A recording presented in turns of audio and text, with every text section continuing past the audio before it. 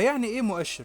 المؤشر ده عامل زي الترمومتر، بيقيس الحالة الاقتصادية للدولة، اذا كانت الدولة متطورة ولا ضعيفة، وايه النشاط اللي الدولة بتتميز بيه، صباح مروحة، اصل مدورها ومطرياها. وعلاقتها مع الدول اللي حواليها عامل ازاي، جاتك البلا في شكلك. والتجارة فيها اذا كانت سريعة ولا بطيئة. يعني احنا كمستثمرين لما نيجي نستثمر في الدولة هيجيب لنا عائد كويس ولا لا؟ كل الاسئلة دي بيجاوب عليها المؤشر. طب ازاي؟ ده بقى عن طريق الشركات اللي جوه المؤشر.